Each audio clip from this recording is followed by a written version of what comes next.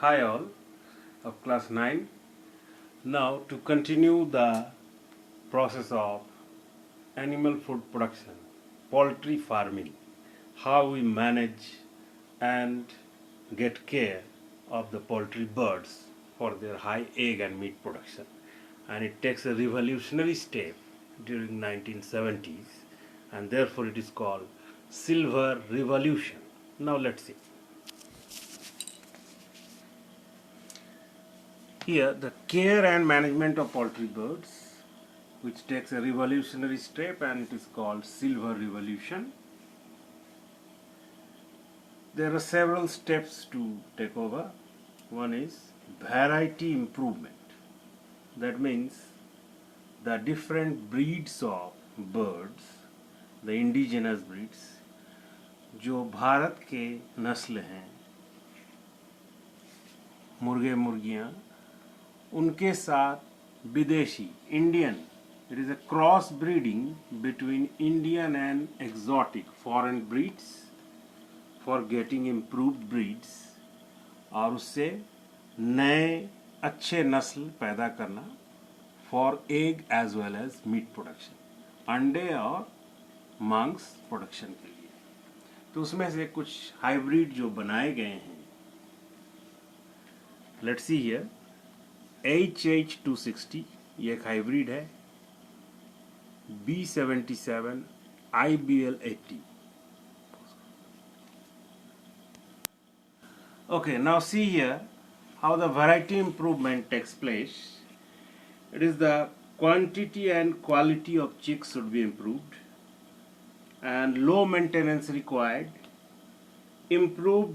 Improvement in hen house or egg production, and reduction in the size and of the layer, ability to utilize more fibrous and cheap food, and they have summer adaptation quality.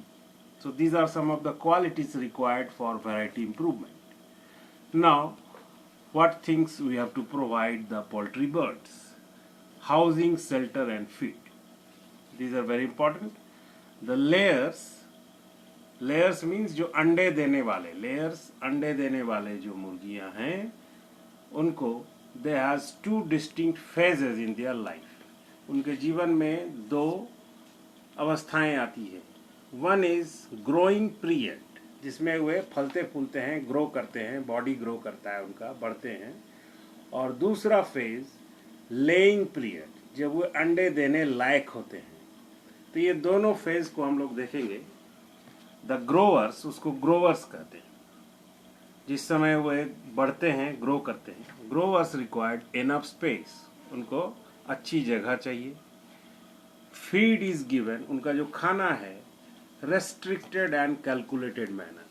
उनको ज़्यादा खाना नहीं, एक पर्याप्त मात्रा में खाना उचित समय पर देना है, तभी ये बढ़ते हैं. और दूसरा फेज जब आता है उनका लाइफ का, द लेयर्स, जब वो अंडे देने लगते हैं का समय आता है, मैच्योरिटी होती है, सेक्सुअल मैच्योरिटी होता है. तो after that sexual maturity they require enough space, उस समय भी उनको पर्याप्त स्थान चाहिए. एंड एडिक्वेट लाइटिंग, लाइट की व्यवस्था, लाइट अच्छी होनी चाहिए.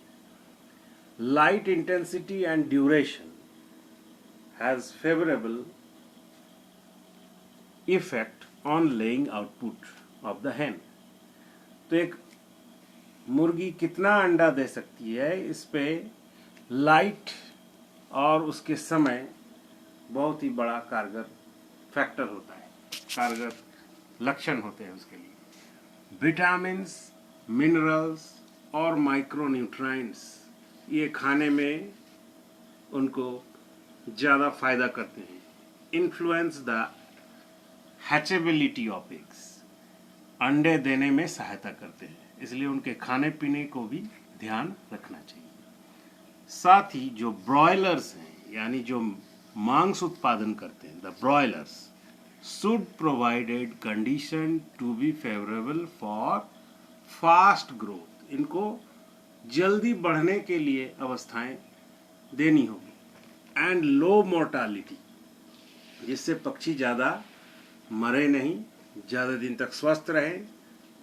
द फीड मस्ट भी, उनका खाना प्रोटीन रिच, प्रोटीन युक्त होना चाहिए ज़्यादा, ग्रेन्स, बाजरा, ये सब, विथ सफिशियंट फैट, और कुछ ऑयल केक्स, छोटा छोटा दाना, ये भी होना चाहिए.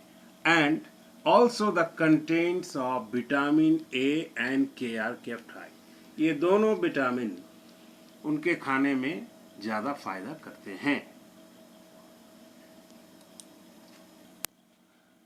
Now, the next factor is the diseases. What are the diseases of poultry birds occur? They are prone to viral infection mainly, and bird flu, that is very popular disease. Rani Khet, it is also a very popular disease, and pox. These are all viral infection, infectious disease. So they must be kept it away from it, this infection. इससे viral infection से bird flu वगैरह होती है, इससे बचा के रखना है. दूसरा, बैक्टीरियल इन्फेक्शन हो सकता है, टीबी, कॉलेरा एंड डायरिया जैसे शिकायत होती है. मुर्गे मुर्गियों में वो सुस्त हो जाते हैं, गिर जाते हैं, तो उनसे बचा के रखना है. उनका खाना और पानी दोनों सही रखना है. फंगल इन्फेक्शन, कभी कभी फंगल इन्फेक्शन भी होता है, एस्परजिलोसिस एक डिजीज है. और साथ साथ ये animal parasite, they also attacked by animal parasites, जो उनके शरीर में कुछ कीड़े मकोड़े, इंसेक्ट्स उनके शरीर में होते हैं, वो भी नुकसान पहुंचाते हैं. और साथ साथ कभी कभी खाने पीने में कमी के चलते nutritional deficiency diseases also occur. So these are the birds' diseases which may affect the production.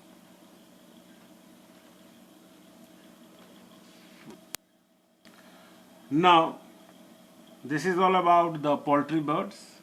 Now move to the another production, fish production. And when the fish production take a revolutionary step in India, it is also called blue revolution. It is called blue revolution. As the water is termed blue, so whatever we have culture or practices in water, it is blue revolution. Here we have different practices of fish production.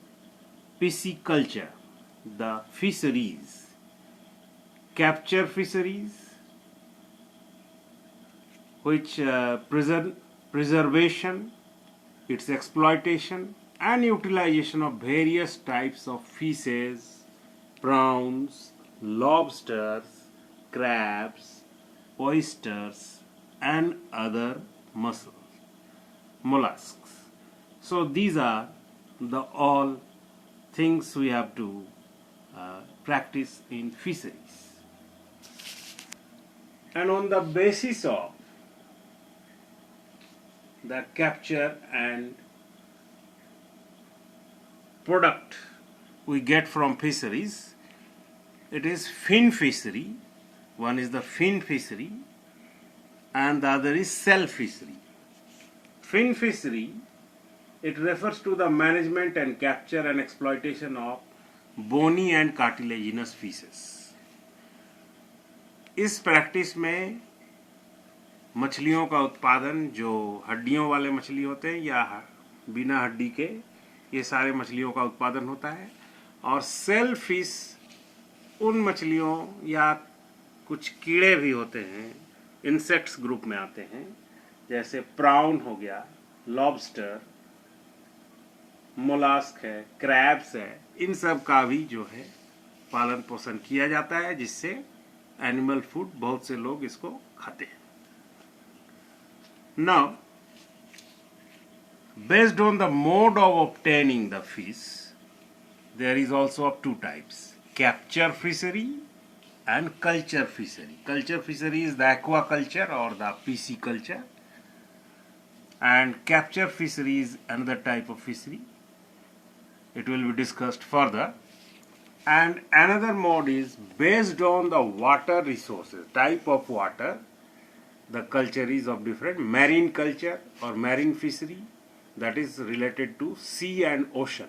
Culture in the ocean, समुद्र में या महासागरों में और सागरों में जो मछलियां उत्पादन होती है उसको मैरीन फिशरी कहते हैं। फ्रेश वाटर फिशरी जो जमीनी तौर पर नदियों में, नालों में, विभिन्न तरह के तालाबों में की जाती है उसे फ्रेश वाटर फिशरी। और एक ब्रैकिश वाटर जो हल्के नमकीन पानी में मछलियों का उत्पादन किया जाता है। तो thank you students. On next class we have to discuss the details about fishery.